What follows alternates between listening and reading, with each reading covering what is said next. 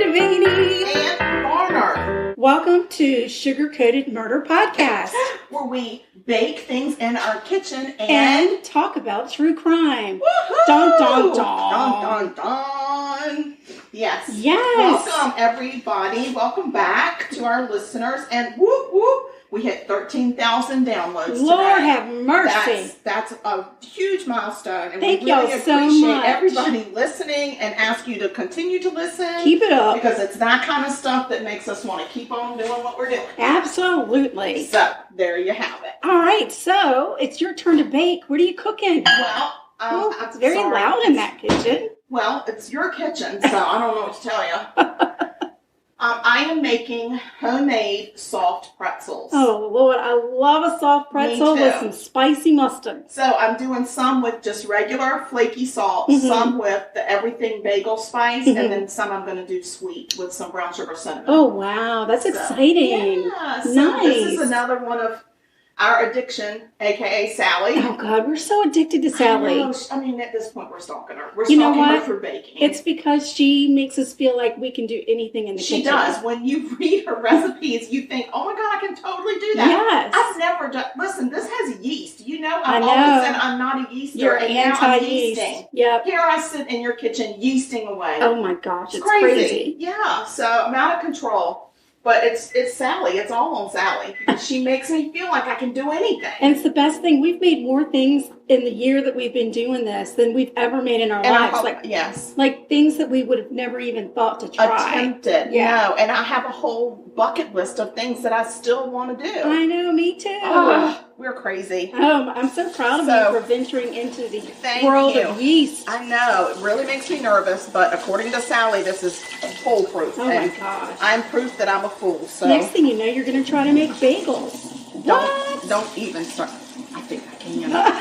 I think I can make bagels. Time to make the bagels. Sally, we're going to be looking them up. Sally, do we have bagels? Oh my gosh, What else is happening in the world today? We Well, are in Charleston, South Carolina, if you didn't know. And we are being attacked. We are currently under attack by Mother Nature. Oh, it's a yellow cloud. She pees pollen all over us. Oh my gosh. It's so it's sad. everywhere. You go outside and you come in and you feel it. It's just sticky. Stop. It's all up in your throat and your ears. It's in your hair. In your hair. It's everywhere. I know it's on my dog. It's everywhere. It's all yellow and green, and it's not okay. You buy me a Coke. Girl, I ain't buying you shit. Oh, did I say that out loud? I'm so sorry. I said sorry. Oh my gosh, I can't believe March is almost over. I know. It's flying by. It is. Once my birthday hits, it flies. Yeah. Before my birthday, it crawls. Yeah. Well, I mean, there's really nothing more important in March other than your birthday. Yeah. So now that we've gotten that out of the way. Exactly. What the heck? Yeah. Oh my goodness. All right. Well, you get to getting in your kitchen. Yeah. I can. Yeah. I'll go over the recipe when we take a break. It's really easy. It's really like get the yeast going and then dump it in. Nothing has to rise. And I've noticed you've got the hook set up on the KitchenAid. Yeah. Yeah. You're a hooker now. Now I'm a hooker too. I'm Welcome a yeast to the club. hooker. Oh my gosh. Things are really out of control. I am a little parched though. Would you mind getting me a little water? Your water's right here. I happen to be drinking some coffee with Amoretto in it tonight. Oh, don't you worry. I've got Bailey's in my coffee. It's more Bailey's than coffee. Thank you. And well, we've gotten some kind of feedback from some people that we seem to evidently people sound better, like it better when we drink and record. Drinking, which is crazy because I feel like we don't make any sense when we're drinking. Agreed. Whatever. We're just not going to make sense. Hang in there with us, y'all. I mean, you don't have to beg us to drink. No. Twist my arm, would you? Don't threaten me with a good time. Yeah. Oh, my gosh. All right. Well, while you get to cooking, I am going to talk about a murder. Oh, that's so exciting. This happened in Las Vegas, Nevada. Oh, Vegas, baby. Yeah. And just to get it out of the way, I got my information from the lvreviewjournal.com. Sounds like Las Vegas Review. Yeah, Journal. And court documents. I read a lot of court documents on this one. Okay. There is a Paula Zahn show on this one. I don't remember the name of it, but lately I've been going on and seeing what kind of murders she's talking about, and then I'll just get a name and do research on my own. That's when you find out all the really good stuff. Yeah. If I can find the court documents, that's what I prefer because they give you a nice narrative. Yes. And then you're getting the information and it's accurate. So, and we don't want to be telling those stories. No, girl. We want to tell a story. We just want it to be true. Accurate, right? Got to be accurate. Yes. All right. So this is the story of Alyssa Otremba. Oh. Alyssa Otremba was just steps away from her home when she disappeared September 2nd, 2011. Wow. She had stayed home from school sick that day. It was the Friday before Labor Day. She didn't want to fall behind with her schoolwork, so she had asked a friend if he would meet her so she could borrow one of his books so that she could catch up and stay on top of her schoolwork. Okay.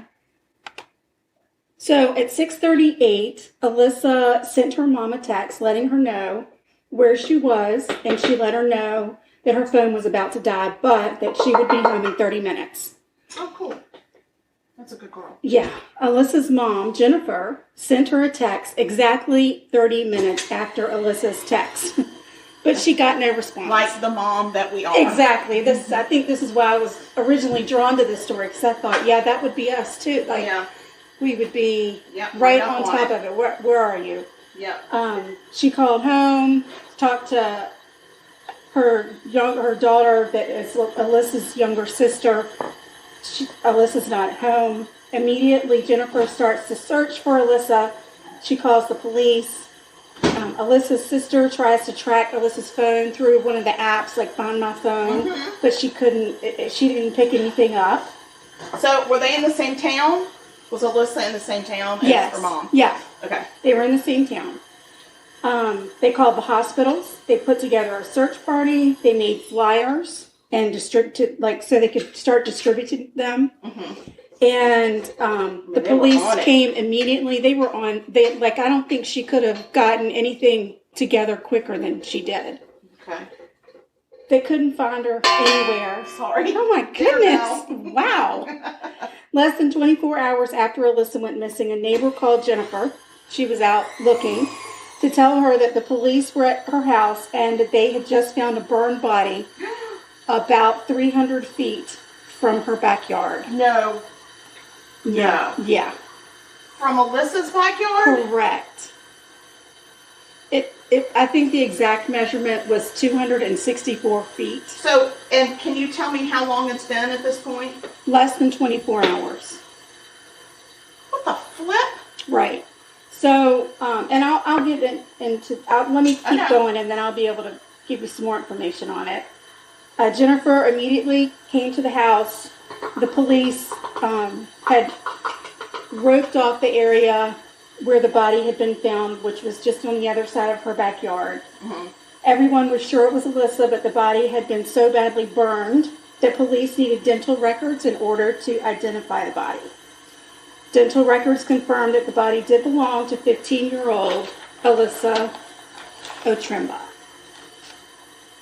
Alyssa's body was naked from the waist down. Her face, hands, and chest area were burned the worst. There was a strong odor of gasoline at the scene. God. She had been stabbed and probably raped. Oh. An autopsy revealed that Alyssa had been stabbed more than 80 times. What the hell? A piece of the knife was actually found lodged in her head. Oh my God. The letters LV had been carved into her thigh. Her jeans and a tank top were found at the scene, and they had also been burned. Wow. Just to give you an idea, we don't really have this kind of thing around here, but I know I've seen it in some other places where we've been. Mm-hmm. The neighborhood that Alyssa lived in had a gate. Okay. And when she went through the gate, you could go over a bridge, like a footpath. Yeah. They also had pedestrian tunnels that went under, which evidently is something they do there. So... They go under what? Like the road? Under the, yeah. I guess it keeps you from crossing the road. The busy highways and stuff, right. So... I don't like a tunnel. When I say it was 300 yards from her house, she would have had to come through the gate. It's not like she could have just gotten to her backyard from where she was. Okay. She would have to go through the gate and then through the neighborhood. Okay. So it wasn't like an easy pass through. Right. So then the police they questioned her classmate. Remember, she was going to meet a classmate to get a book. And he said, I'd sent her a text and told her I wasn't allowed to leave home. So I never met her. They checked his story. It was true. He never left the house. Did he text her? He did text her. Okay. Well, they don't know because they haven't been able to find her phone. They haven't found her phone. So okay. But I guess I gave it away. Yes. Sorry, I keep asking questions. I don't mean to rush it. It's I just okay. am curious. It's okay. So police go back. They start looking around the crime scene. They determined that Alyssa the route she would have gone through that pedestrian tunnel to a gate that went into her community. Okay. And police go to try to retrace her steps to see if they can find any evidence anywhere. Uh-huh. And they find blood on the gate. So she was so close to making it home. Like she was at the gate. She was at the gate. That is heartbreaking. They find a trail of blood from the gate out into the spot where they found her body, which was actually from where the gate was and where the house was. Mm-hmm. It was down a little ravine, and it was in a spot that was very hidden, even though it was flat. It was just a little ravine, but it was deep enough that nobody could see Alyssa. Okay. So you're saying, see what you're saying. Yes. They figure she probably made it to the gate and was forced at knife point into the deserted area. It was a deserted lot. Behind the house, DNA evidence is collected at the scene, and it's put into the CODIS database, and there was no match. Police set up a hotline. I mean, they were really on top of this. It really went like lickety-split. Yeah, it doesn't seem like they were like, well, she's young. She could just run away. Yeah, right. Or, maybe she just went to the mall and didn't tell her mom. Right. They were on top of it. They were on it. That's good to know. Good to know in Vegas. Yes, way to go, Vegas. So police set up a hotline, and they released some of the details. They never release all of them. No. About the murder. And tips come pouring in.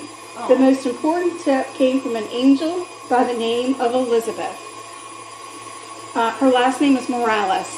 Elizabeth Morales. Okay. Elizabeth was 18 at the time, and she told police, I know who killed her. Oh, I know who this killer is. She's nervous, but she found the courage to tell the police that she would meet them at a convenience store parking lot and give them the details. Wow. So the police get there. Elizabeth shows up. She says that the night that Alyssa was murdered, she'd been out on a date with her boyfriend. Mm-hmm. During the date, her boyfriend's best friend called like 20 times. And then her boyfriend finally picked up and was like, dude, I'm on a date. What's the deal? Yeah, what the hell? After he talked to his friend, the friend's name was Javier, he ended the date and went to meet with Javier. And then later that night, Elizabeth's boyfriend, his name was Danny, and Javier came to her house. Elizabeth's boyfriend whispered in her ear that he thought Javier had killed someone. Oh my gosh, that is frightening. And then Elizabeth saw the news the next day. She knew it had to have been Javier. Wow. Elizabeth also said that she thought Javier had attacked a friend of her brother's in the pedestrian tunnel just a few weeks before. Oh my gosh. She gave him all the details about that. So they called Danny, who was Elizabeth's boyfriend, down to the station for questioning and wanted to know, what can you tell us about what happened? Danny was not at all surprised to be questioned. He confirmed Elizabeth's story. He said Javier told him that he killed a little girl. Oh my gosh. And then Danny met Javier at a gas station where Javier borrowed money from Danny to fill a small gas can that he had hidden in a backpack. Then Danny drove Javier to a deserted lot, and Javier walked away. Javier did or Danny did? Javier got out of the car. He just got out and walked. Right. Okay, I got you. So, but, Danny, Danny had to have known what the heck was going on. Well, yeah. Yeah, he knew.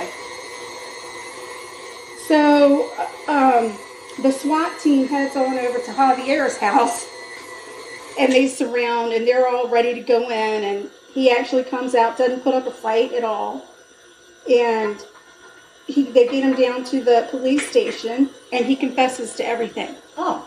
He's like, yeah, I was at home, and I got bored. So I grabbed a knife out of... Excuse me? Right. I grabbed a knife, and I went out walking just to see what kind of trouble I could find.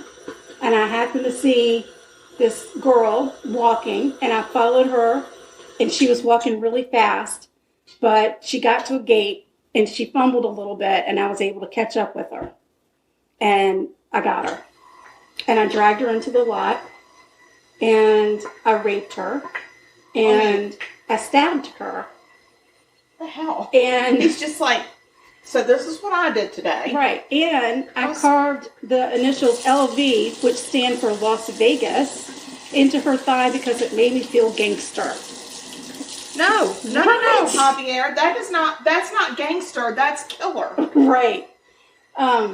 He then panicked because he knew that he had killed her, went and met up with Danny, got him some gasoline, and then tried to burn her so nobody would be able to figure out that he had any part of it. But he didn't do a very good job. Thankfully, I will say, the autopsy revealed that she was dead when he set her on fire. Well, that is, I guess, this one of the knife wounds had punctured her lung and caused her to die. Oh, my God. So, but he had basically tortured her. I mean, he had raped her and then tortured her. To stab somebody 80 times. Yeah. I mean, it could have been the 80th stab wound that killed her.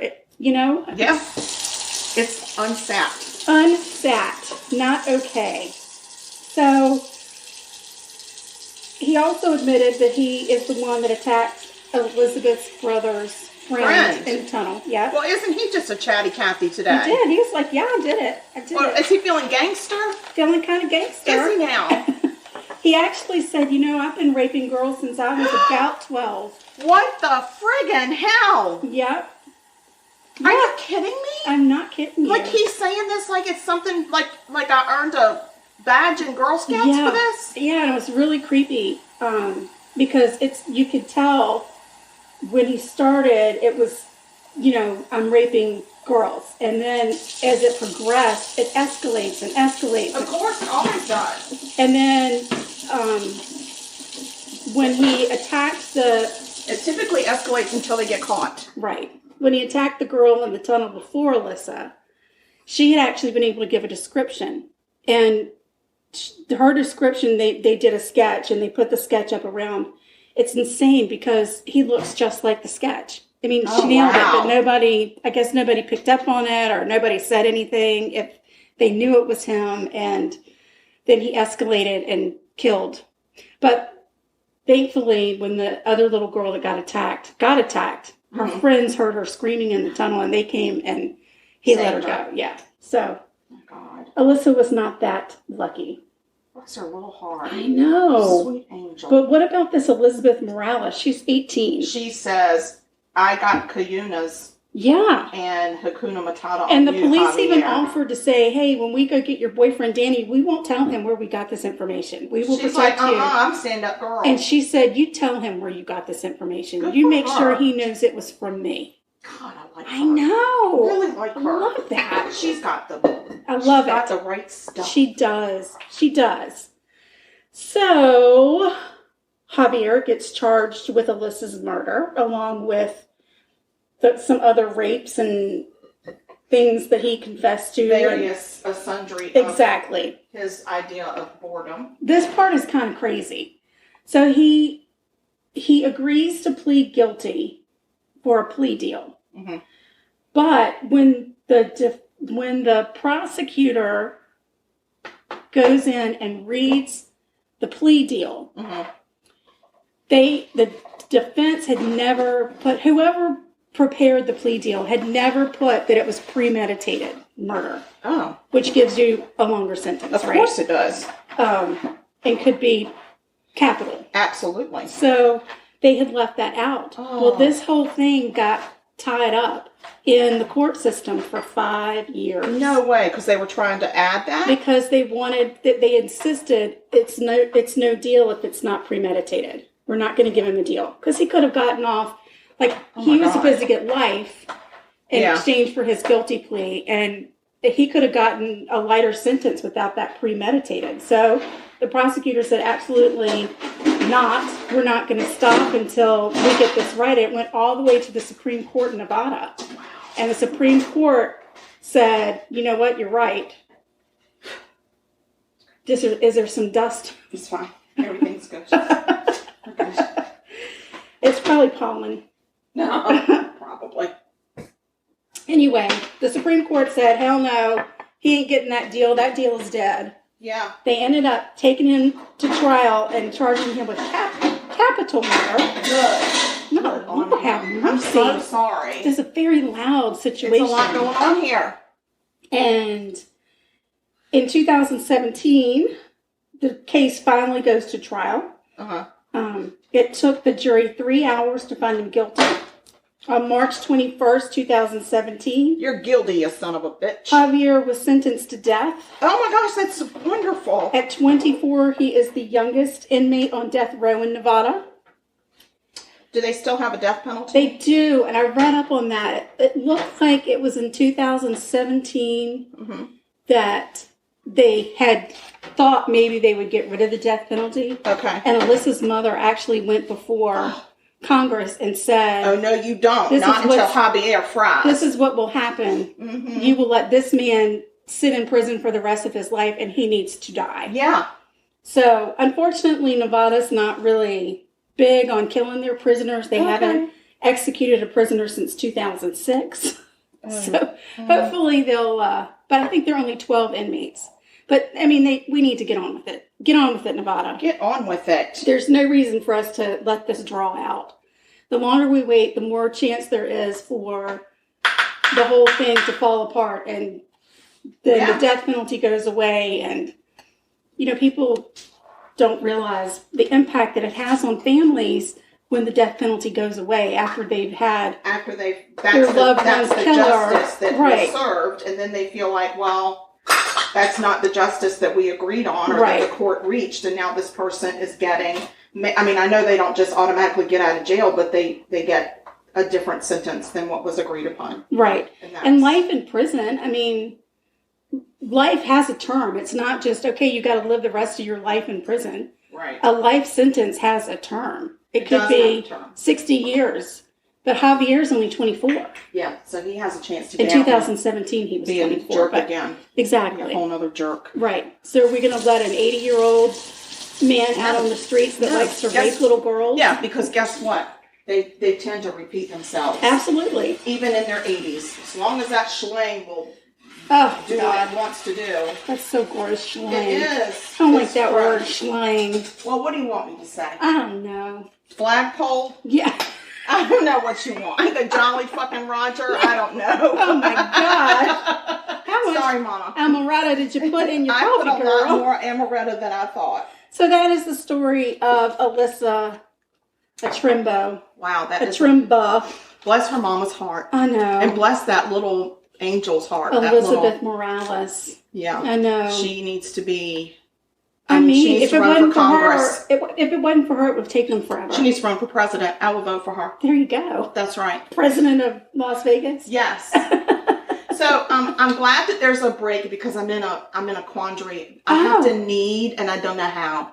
Oh. I need to knead. No, it says turn it out and knead it for a minute and then let it rest. Oh. So can you help me? Yeah, I'll pause it and help with the kneading. Thank you. Please hold. Needy.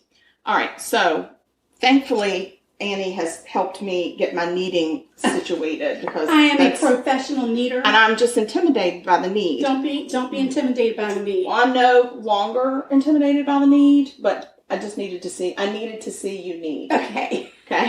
So we're kind of at a standstill because we got the dough resting. So I thought I would just go on and share this recipe while we're waiting for some stuff to start happening. So again, this is on Sally's Baking Addiction. .com, or we would prefer that you email us and ask us for it because we really enjoy getting email. Then and it just makes us feel like people are listening and they care. And they care, and Email they want us, let us know our you recipe, care. even though it's Sally's recipe, they wanted it from us. Right. Just saying. So this, you do 1.5 cups of warm water and a packet of yeast. Woo! And it's just lukewarm. It doesn't have to be a certain temperature. And you put the yeast in your mixing bowl, and then you put your water in there and whisk it a little bit, and then you let it sit there for, I think she said 1 minute. I think it sat for a little bit longer than that for me because I wasn't ready.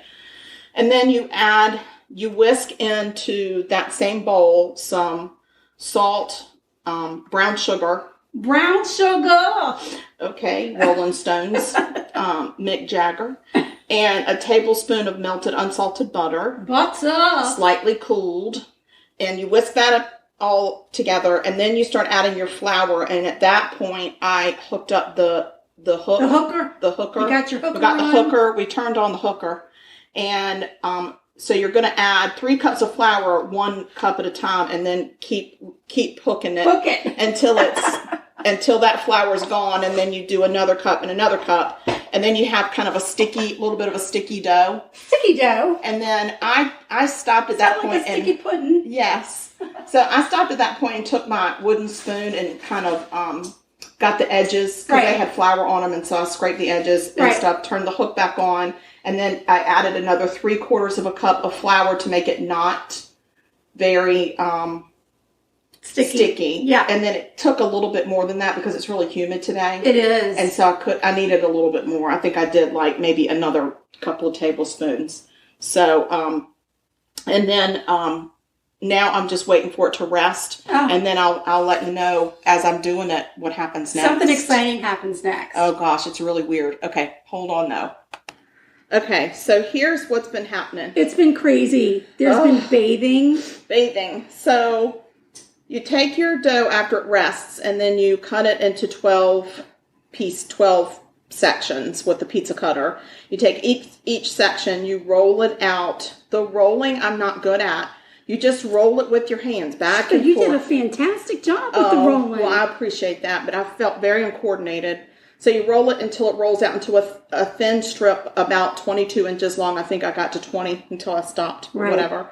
And then you do this little loop. So you bring it up and you loop it, you twist it twice, and then you bring those 2 ends back. You've got a pretzel. If you could see her, you would understand completely how to do it. Yes. But I do happen to know with Sally on her website. She has a video. She does videos. Yes. So it's very helpful. And that's how I watched the video a couple of times so I could get the twisty thing and understand it. So then what happens is you drop it into a baking soda bath. Wow. Which it's a 1/2 cup of baking soda in some boiling water. Right. You put the pretzel in 1 or 2 at a time. It only stays in for 10 to 20 seconds. Anything longer than that, she said it'll taste metallic. Uh-oh. But it brings it out. It makes it shiny. It makes it chewy. Oh. And that's why you do it. Oh. And it also helps the salt or whatever you're putting on it. And I noticed that as it got done, it would rise to the top. It kind of floats up to the top. Kind of like tortellini. Kind of like tortellini. So, it's when you see the picture of these, because we are full disclosure, these are not going to look like a pretzel that you would get at a bake shop. No. It is my interpretation of an abstract. We are not of Auntie a pretzel. Anne. That's not who we are. No, but you know what? If I'm just serving it to my family, Yes. it's okay. If I were going to put these at like a Christmas party or whatever, I would practice a little bit more. Right. But I think that And with sometimes practice, you do have to practice to get it. Like, I know with some of the recipes I've done, when I go to make it a second time, I know more. So it's like, okay, I needed to get everything set up and in order and for this to go smoother. So sometimes you got to practice. I agree. And I'm happy to be your tester. I so appreciate that. So we do have some in the oven, so they'll come out and we'll taste them, and then we'll see if we die or not. I think I might even have some spicy mustard. That is so exciting because I was thinking that would be really good. I like it so spicy it burns your nose hairs. I do. I used to have some really good stuff that I bought in Pennsylvania that had a lot of W's and G's in the name. Oh, right. It was so good. It was for pretzels. Yeah. I think I got it at Southern Season back when Southern Season was a place. And they sell something similar to that at, I think, Harris Teeter. Something like that. It comes in a glass mug. Yes. Yeah. Yeah, so it's really cool. It's in the international aisle. Yeah, it's like it's a true German spicy mustard kind of a thing. Yeah, so I like it when it burns. It would be good. So, but some of these I'm going to do sweet as well. Isn't that funny that I like a spicy mustard that but really that is burns, the only but thing I do not like spicy Mexican food. No. It hurts my feelings. It hurts your feelings. It's a different kind of spice. I guess. Like it's a hot pepper spice as opposed to a horseradish spice. Yeah. And because we love a horseradishy Bloody Mary, it's only fitting that we like that in our mustard. Absolutely. Makes perfect sense. Yes. Okay, well, I have a murder. Oh, you did? You murdered? I didn't. I researched a murder. Oh, what you got? Found me a Amoretto. Amoretto. Yes. Where'd you go? Where'd you go to get it? I went to Illinois. Okay. Went to a place called Rockford, Illinois. Okay. And it's about this girl named Tammy Tracey. Her friends and family called her Puggy. Puggy. Yes. Aww. Yep. So it was a sunny afternoon in May, and Tammy Tracey was 19 years old, and she goes to a friend's house where she hangs out, watches watches movies. I think they're watching Nightmare like on Elm Street one? And then she washes her car at the friend's house because she has this car that she adores. Aww. And then afterwards, she stopped by her boyfriend's house to see if he wanted to go with her to the nearby park to wax her car and enjoy the spring weather. Because it was wax on, wax off. Right. Wax on. The boyfriend says no, he's going to go play basketball. He would see her later. So she heads off to Searles Park alone to wax her car. Is it nighttime? No. Okay. No, it's daytime. Something that she did every week on her day off. Oh, okay. She would wash her car at her friend's house and then go wax it at the park. Oh my God! It was her thing. It was her thing. So, but this time she went to the park and she was never seen again. Oh shoot! She literally disappeared without a trace. Oh no! So Tammy had graduated from Auburn High School in Rockford, Illinois, the year before. She was working as a dental assistant at the time, and she was an avid golfer and was living at home with her parents.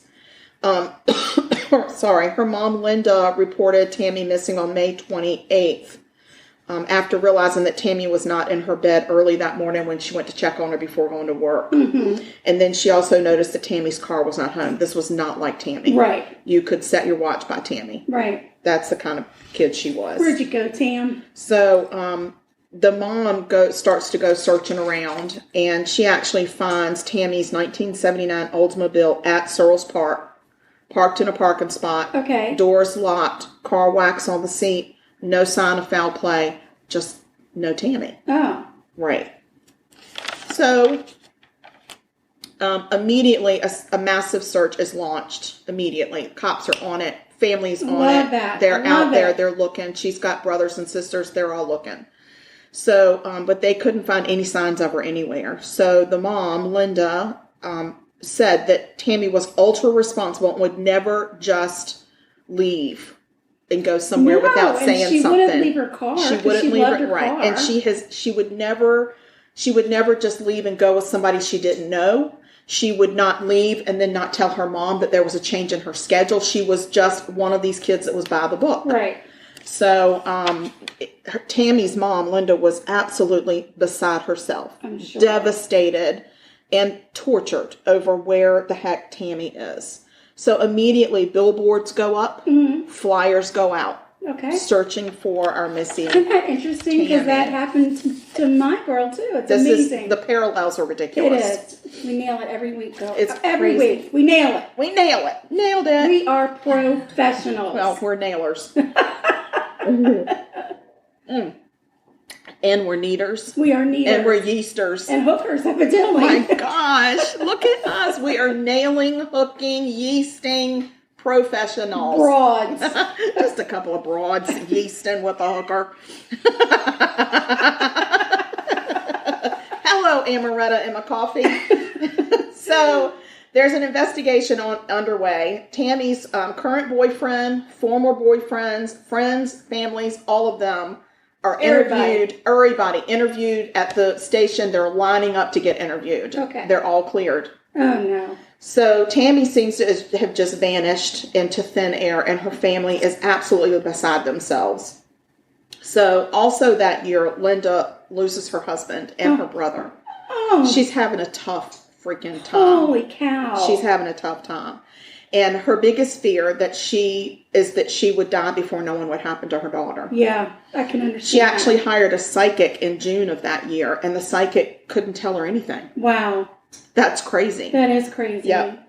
So almost a year goes by. It's April of 1988, and the family has gathered for a wedding. Tammy's brother, Darren, is marrying Tammy's close friend, also a Tammy. Oh. And it is a bittersweet day for them. Right. So the day before the wedding, they get news that a body has been discovered by a bird watcher in Sugar River Forest Preserve, which is 20 miles from where the first car was found. Oh, man. So on the day of the wedding, they were notified that through the day of the wedding? Yeah. Through the use of dental records. Oh my gosh, again, the parallels. Yeah. They had confirmed that the remains were indeed of Tammy Tracey. Wow. They could tell that she had been stabbed in the back with like an ice pick or something. Oh my gosh. And also shot in the back of her head. So all this time, police and Linda had a suspect in mind the whole time. Oh, really? They never had enough evidence to make an arrest. Oh. They couldn't make an arrest. And Linda thought, well, now we've got a body. So now it's just going to go lickety-split. Oh. Well, it doesn't. No. So, this man that they are suspecting, he is known to Tammy. Tammy knows him. Okay. He doesn't go to school with her. Okay. And he's not a friend of the family or family member, but he is considered an associate of the family. Okay. Okay. That's the suspect. At the time, Linda scrapes together $15,000 in reward money to put up. Yeah. And her son and new daughter-in-law purchased 2 billboards in town advertising the crime. Wow. With Tammy's face on it, with the number to call, everything. Right. It's super sad. Wow. Super sad. And Linda is beside herself as a mom. All she wants to know is what happened to her kid. Sure. And she is so fearful that she is going to die before she knows. Right.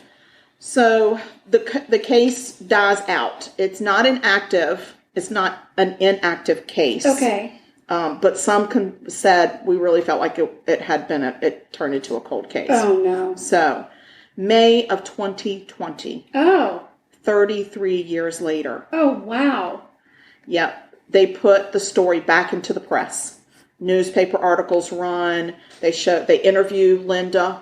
Oh. They interview the police. There's been, of course, change of police chiefs and everything. The police chief that's there at this point. Sorry. Don't mean to laugh. I've just walked into the kitchen to check the pretzels. Uh-oh. And there it is. Flour. And amongst the flour are 2 little feet prints. So there's flour everywhere except for 2 little feet prints. I don't know how. It said flour the surface. I floured all the surfaces. Crazy. Oh my gosh. They smell good. Well, they do smell good, but... Are they golden brown? They're steaming. They're steamed. What do they look like? They look like pretzels. Do they? They really do? They do. Are they golden brown? They are golden brown. Oh my God, they look like pretzels. Oh my God. I cannot believe it. Do you think that's the right color? I do. I really do. So I'm good. Pull them out. I feel like you can pull them out. All right, I'm pulling them, people. Oh my gosh. Let them cool for a minute, though. Let me get through my moita. Keep on trucking. Okay, so we're May of 2020, 33 years later. Linda is in the news. The police chief said, when I came to town, Linda Tracey was the first person I ever met. Oh, wow. She met me at my office my first day of work and let me know that her daughter's case had not been solved and it needed to be solved. Wow, good for her. Yes, she was on it. She was not letting this die. You have to be persistent. She was so persistent. The squeaky wheel gets the oil. It consumed her. It would me too. And it would me too. Yes. So, like I said, Linda gets interviewed. She states that she still cries every single day over the loss of her daughter. And that the worst agony of all, besides not knowing or not having an arrest, was knowing that her body laid in a park for 11 months and she was alone. And that they had not been able to give that child justice. Right. And she said, this case can be solved. It needs to be solved. There's somebody out there that can just come forward and it will be solved. There you go. But we need somebody to come and help us. Right. And the police chief said there is every single year, there is more and more DNA technology. Eventually, it's gonna help us. Right. And he said, can you imagine back then being at a crime scene and collecting evidence on a dead body that you didn't even know was ever going to be tested? You didn't even know why you were collecting it. He said, but they did a great job, and we just need technology to catch up. Yeah. So, anyway. Trout has found his squeaky toy. Speaking of, the squeaky wheel gets the grease. So, anyway, so they're asking for help. Okay, so that was in May of 2020. So we're going to fast forward to November of 2020. Okay. The police come back into the press, and they announce there's been an arrest. Yes! After over 33 years, the case of the missing and murdered Tammy Tracey has been solved, and there's been an indictment. Oh, wow. The grand jury indicted 64-year-old Jesse Smith. He would have been 31-ish around the time of the murder. Right. In a press conference, the DA thanked the patience of the Tracey family and the tenacious work and dedication of the police force. Right. That even though they had turnover after turnover in the police force never died. She said they followed every lead throughout the 33 years that came up. It was a priority in that department to give Linda what she needed to have peace in her life. Right. So they said it was always a priority and that they knew that it would be solved. And so Mr. Smith is found in Georgia and arrested. He's arrested in Albany, Georgia. He lists his residence as Alabama, but he still had a house in Rockford, outside of Rockford, Illinois. Okay. He was all over the place, but they knew exactly where he was when it was time to get him. Because that was the guy they had suspected all along. Really? All along. I wonder why. Like, what was the... They won't say. Oh. They won't say. And they won't even say what the acquaintance was? They said he was an associate of the family. So he entered a plea of not guilty. Mm. He was extradited. So this is what the statement says. He waived extradition. Well, when you waive extradition, I just never knew what that term meant. So I had to look it up. I thought it meant that you said it's okay to extradite me. When you waive extradition, what you're doing is you're waiving the extradition hearing. So if you don't waive extradition, that means that you sit there and it has to be governor to governor, right. Has to work out the exchange of you. Right. And so, but he waived that hearing, which speeds up the process. Right. If you don't waive it, then it drags on. Sure. So he went ahead and said, I'm not guilty, but I'm going to waive my extradition hearing. So take me. Okay. So they took him. So December of 2020, Mr. Smith arrives at the Winnebago County Jail, which is Rockford, Illinois. Okay. And his bond is set at $5 million. Yes. Mm-hmm. And the trial is pending. They haven't gone to trial. Girl, you know how I feel about this. But this has been solved. It has not. It's been solved. But you don't know if he's going to jail or not. You don't know. Well, right now he's in jail on $5 million bail, so he isn't going. He hasn't had his court case yet. He isn't going. He's going to sit in jail until at least the court case. The court case is going to be. COVID is messing up the whole court system right now. So his court. He was due to be back in court in February. And I don't even know if he got back in court in February because there's all the COVID issues. So, but I just want to let you know that he was the guy that they suspected from the beginning. For 33 years, they have followed this man. They were just waiting for technology, and they won't say what they have on him, but the police said this case has been solved. There's no question. So, anyway, I like it because they solved it after 33 years. Technology caught up. They did not give up. They sat out there, and this woman, Linda, is gonna not die before she knows the truth and before she sees justice for her daughter, because she will see justice for her daughter in 2021. I hope so. I think she will. I really think that they're very close. Good. So, anyway, that's my murder. So, go get pretzels. Oh, aye, Captain. Well, you're closer than me. I keep hitting my knee on the table every time because I got such long legs. Mm-hmm. All right. Which flavor do you prefer? Salted or everything? I would like to try the everything, please. Okay. Let me just serve you. Serve me up at everything. Madame. Madame. My gosh darn person. So while you're doing that, I'm going to talk about the fact that we have social media. Oh my God, we certainly do. Guys, we have social media. And we're on Instagram. You can find us at Sugar-Coated Murder. So easy to find us. We're on TikTok. I don't know how you find us except try to find Sugar-Coated Murder Podcast. And we have Facebook. We have a regular. Tickers and tuckers. We talk, we Insta, we gram. Oh my God. We twit, we face, we book. We're big, and we hook. And we hook. And we need. We're face hookers. We're face hookers. Yes, look, this really does look like a pretzel. I mean, it looks like a special pretzel, but it's a pretzel. Yeah. My mustard expired in December, but I think it'll be good. Sure, it's hot mustard. What could go wrong? It's Grey Poupon. Smells like mustard. Yeah, you want some? A little bit. Thank you. She likes some Grey Poupon. Excuse me there. What was that commercial? I know. It was a Grey Poupon commercial. It was. Yeah. Excuse me there. Have you any Grey Poupon? Could you pass the Grey Poupon? Give me some damn Grey Poupon. Oh, I'm so excited. Well. That is good. Oh my God, y'all, this is pretzel. That really is. I made pretzel. Good job. Holy crap, I made pretzel. You did an excellent job. I mean, that's pretty good. It tastes just like a pretzel, y'all. Y'all, you got to do this, because if I can do it, anybody can. All right, have you gone over all the social media? No, I stopped on the Facebook. Oh, we got a Facebook. We got a fan page. Sugar-Coated Murder Podcast fan page. Yes, and that's where you get...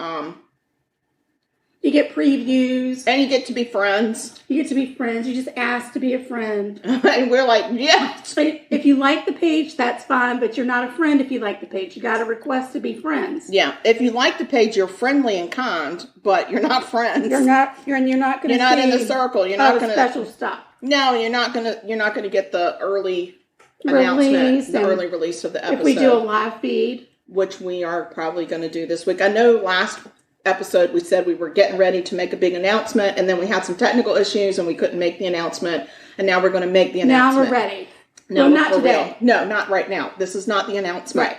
But we're going to make the announcement. Yeah. And it's going to be live on the fan page. Yeah, we're going to be live. You're going to see our ugly mugs. You're going to see our mugs. We're going to be mugging. We're going to be mugging hooker yeasters. Yep. Yeah, we got big things coming up. Yeah. Guys, this pretzel is really good. And it's not making me thirsty. And we also have email. Oh, yeah. You can email us and ask us for this damn recipe. And I want you to say, just like that, give me the damn pretzel recipe. I want to make pretzel. Yeah. Just say, give me the damn recipe. I want to make pretzel. Yeah. And that's murder.sugarcoated@gmail.com. All right, guys. What else? Anything else? Oh, we have a link tree. We do. Post that when we post our episodes. The link tree, it's got all of our special links. We just recently added a new feature. Buy me a cup of coffee. Yes, you can go on and buy us a cup of coffee or whatever. You can donate to our creative Right, because stash. it does cost money for us to buy the baking supplies. And just in general, we pay for a lot of services that it takes to actually put a podcast out. Don't say services. No, like weird. It's not weird. Not like people aren't serving us. It's like applications. Yeah. Anyway, it costs money. It does, and we wouldn't. We're not looking to get rich, but it would be nice if we had some support. I mean, even if we got close to breaking even, that would be nice. Yeah. So, in the very near future, I think we're going to maybe try to run a fundraiser for the podcast. So stay tuned for that.